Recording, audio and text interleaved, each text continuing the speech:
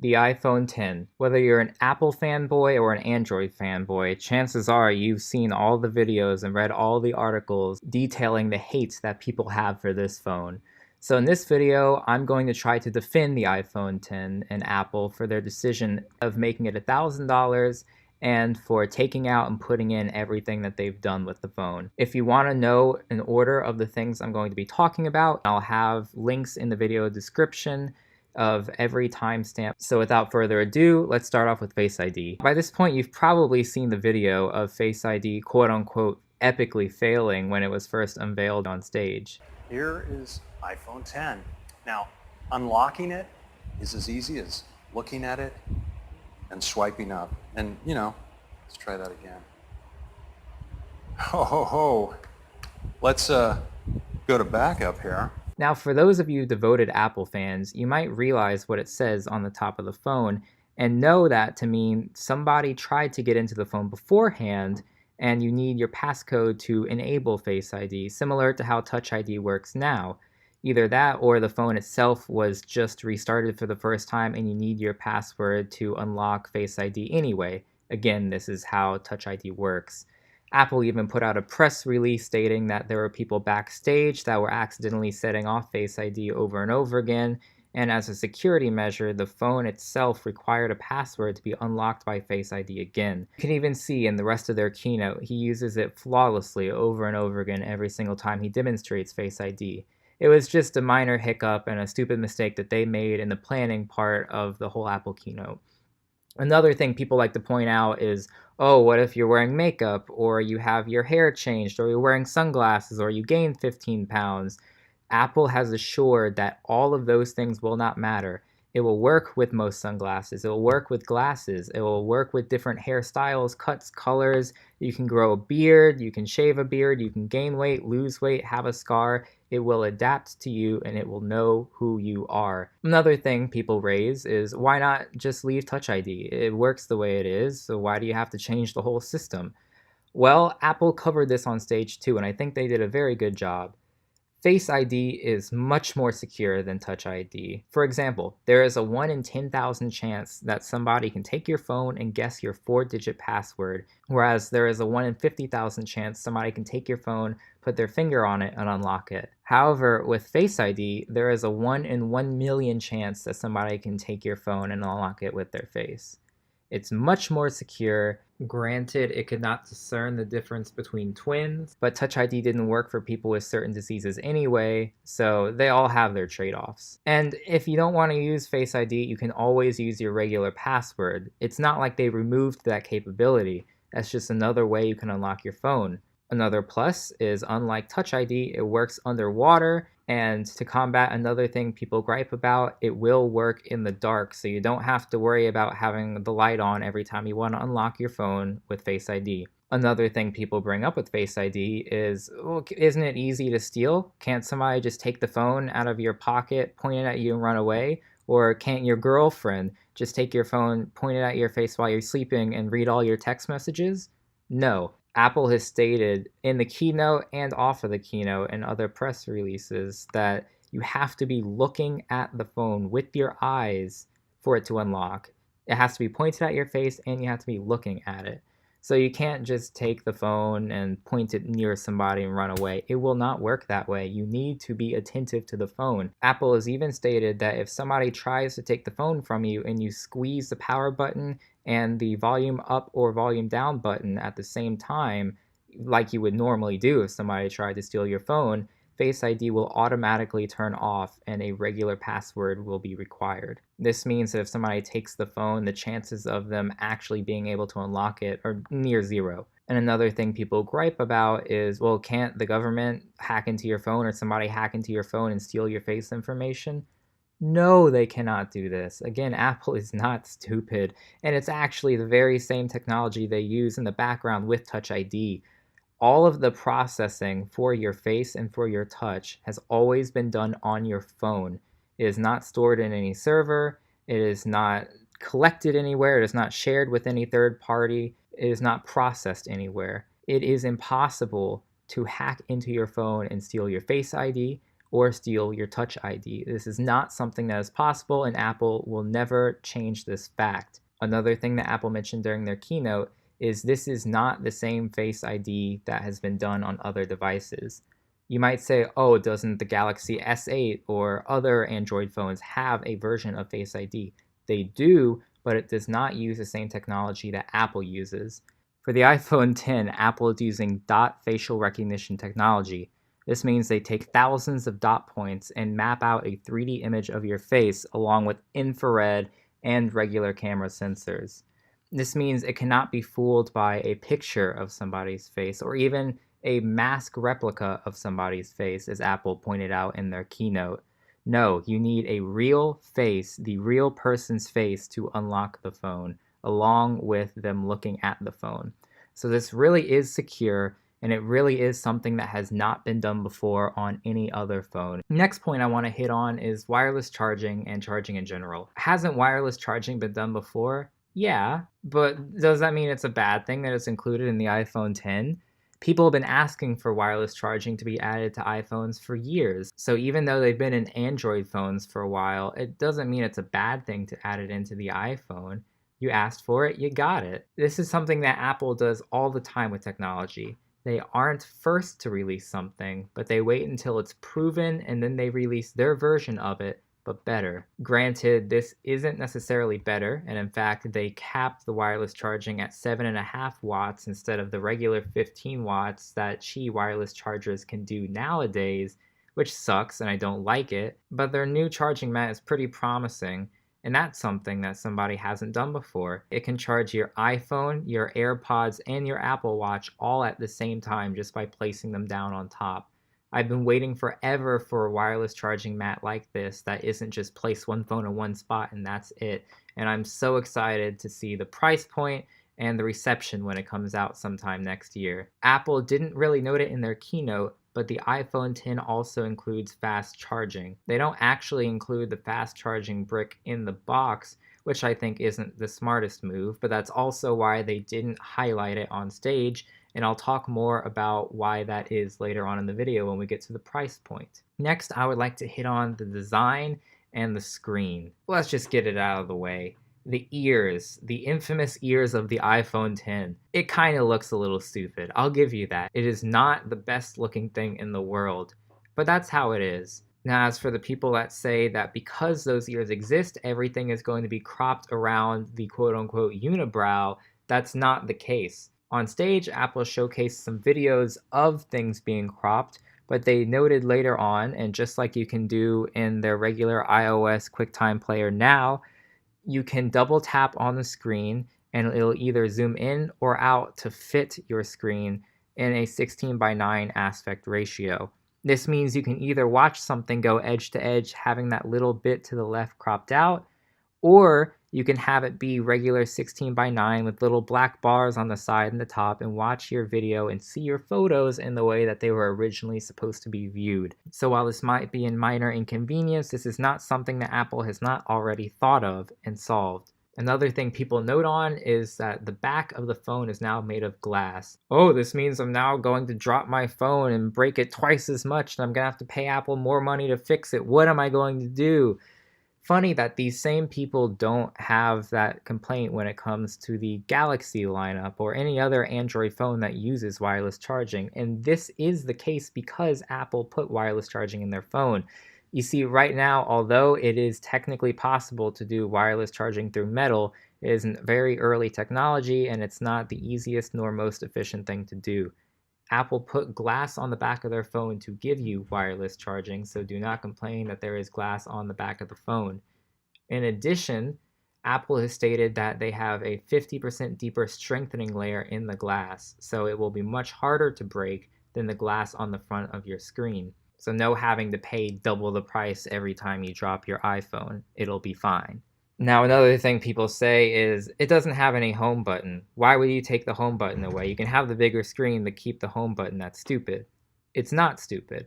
If you remove the home button, you have much better waterproofing. And although Apple states that the iPhone X is only IP67, not 68, chances are it's a very, very, very high 67, because if you've seen any of the videos of the iPhone 7 or 7 Plus doing a water test, sometimes they outlast the Galaxy S8, which is IP68 rated. They fixed the problem of having no home button by replacing everything with swipes, and everything that isn't done with swipes, they've moved to the lock button, which is now roughly double the length and can handle things like Siri, screenshots, etc. Next brings me to Animojis. Now this is kind of silly, but the whole point is just to show off the facial recognition technology that Apple has in their new phones with Face ID.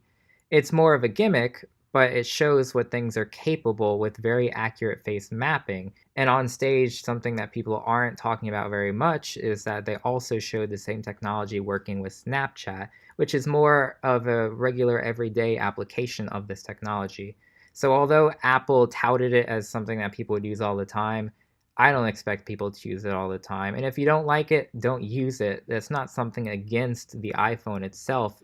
If it has Animojis or doesn't have Animojis, it's not changing anything physical on the phone. Just don't use it. Next is the camera, and this is one of the most exciting features on the iPhone 10. It has a 4K 60 FPS camera.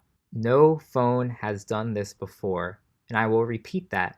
No phone has done this before. Other cameras in general can shoot at 4K 60 FPS, but they're usually around $2,000. So to have a camera like this inside of something like the iPhone at $999 is absolutely fantastic. And the reason they're able to do this isn't only because of the camera aperture quality itself, but also because of the new A11 Bionic processor, which I'll talk more about later on in the video. Moving on to the studio lighting feature that they tweeted on stage, it's not just a filter like many other people think, and they did specifically say it's not a filter. It actually analyzes a 3D map of your face and applies the lighting accordingly just to the areas that matter. Unlike a filter that just applies some sort of a lighting effect to everything, this will apply it only to the areas that matter and make a truly studio quality picture. You might think this is overkill or stupid, but these are what real professionals do.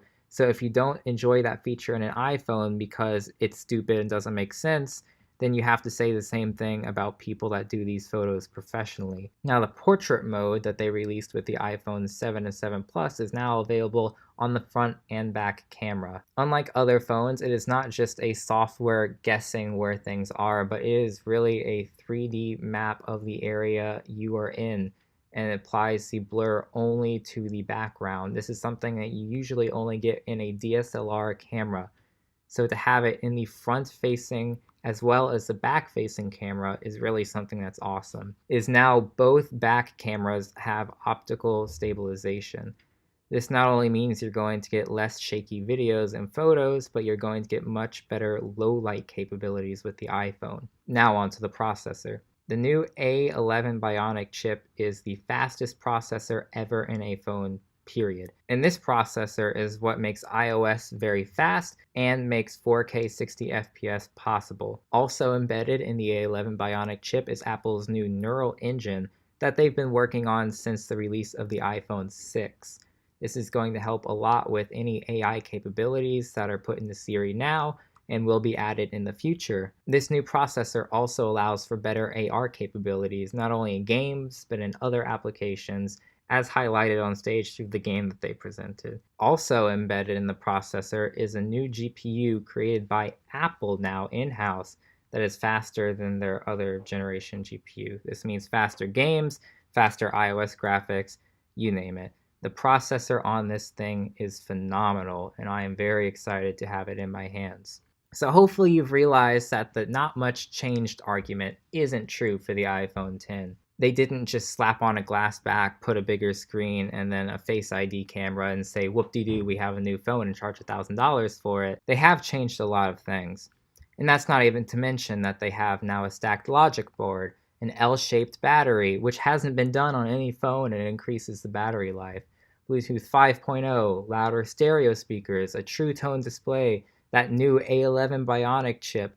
A lot has changed in this iPhone, and that brings us into the price point of the video. Ming-Chi Kuo has stated that the iPhone 10 costs about $387 to manufacture and assemble, It's been recently reported by other news outlets that this number has increased to $412. So let's go with the middle of the range estimate and say that $400 is what the new iPhone 10 costs to manufacture and assemble. The $1,000 price point that Apple has set for this phone includes not only the assembly and the manufacturing of the phone, but also the other items included in the box: marketing, research and development, developing iOS. Everything that goes into making this phone is represented in the price. So let's say that marketing, research and development price, everything that I mentioned that isn't just the assembly of the phone, is about an extra $100 per phone. That would put the price of Apple creating this phone and this iOS and everything that goes along with this phone $500. That is a 50% profit margin, which is pretty good. The Galaxy S8 is reported to cost $307 to make. Let's add another $100 for the sake of research and development and advertising like you do with Apple, and it's about $400 for a phone that costs $750. That's a 53% profit margin, which is slightly higher than Apple's profit margin. And even if it wasn't, let's say that 3% is made up and it's stupid. Apple and Samsung are making the same profit margin on each of their phones. I hope now you can see that Apple's $1,000 price point of the new iPhone 10 isn't them just trying to be greedy. This actually makes sense when you break it down with the math of things. This price point is also why they didn't include a fast charging brick. $999 is the perfect price point if you do not want to break $1,000 territory, and rightfully so. If you release a phone that is over $1,000, people are a lot less likely to buy it. Given that they're only making a 50% roughly profit margin on the phone already, to include something else in the box that would cost Apple more money and cut into the profit margins, or raise the price, would not be a good idea for Apple. Another reason Apple is raising the price of the iPhone from the usual $700 to now $1,000 is because market shares for all phones are stagnating, and Apple needs to raise these prices to show growth. Samsung and other phone companies are doing the same thing. That's why the Note 8 costs almost $1,000, but people aren't really talking about that price point. In addition, there are a lot of people complaining about the fact that it costs $150 to upgrade from the 64GB version of the iPhone 10 to the 256. Again, this is something that if you look at it very closely is a much better deal than it seems. Usually with iPhones, you have to pay $100 for every double in the storage quantity. If you do basic math, you'll realize that 64 is not half of 256, but rather it's a fourth. So you're paying $150 for double of a double, for 4 times the storage increase. So $150 in itself, according to Apple's business plan, is actually a better deal than you would usually get with any of their other phones. So to recap, Face ID did not fail, it is not a gimmick, and it has not been done on any other phone. It is in place now because it is much more secure than Touch ID was, and that's for the better. Wireless charging is in an iPhone now, which is great. People have been asking for it, and because of that, it has a glass back. Although their wireless charging isn't as great as other phone companies' wireless charging, I'm very glad that they put it in this year's model. Although the screen does look kind of funny, all the complaints about video cropping and photo cropping don't have any ground to stand on because Apple has solved that problem. It has a glass back because of the wireless charging, and they have it on a lot of other phones too, so it's not really something you should contest unless you're willing to contest it with the Samsung lineup and all of the other Android phones that have wireless charging. Apple even made sure to strengthen the glass so that you won't break it as easily as you'll break any of the other glass on the phone, so don't worry about that. And emojis are silly, but if you don't like it, don't use it. It's meant to show off the capabilities of facial recognition on the new iPhone 10. The camera has 4K 60 frames per second, which is something that no other phone can do. It has studio lighting, it has portrait mode on the front and back, and it has new 2-camera optical stabilization. All in all, the camera is fantastic, and for the price, it is something that cannot be beat even on some professional cameras that cost thousands of dollars. The new processor is not a gimmick, it's what makes the camera recording capabilities possible. It blows all other phones out of the water with the leaked benchmarks, and with the neural engine and the new embedded GPU, it's going to make the world of difference in iOS 11. And finally, the price is the way it is because it makes sense. It might seem expensive, but when you break it down for what Samsung is charging and for what things cost with what they're putting in the phone, the profit margins are in line with the Samsung Galaxy S8 and with other Android phones. The reason that they didn't include a fast charging brick is for this same reason, and the reason why they raised the price is because everybody's raising the price to keep market share to show the growth in their company.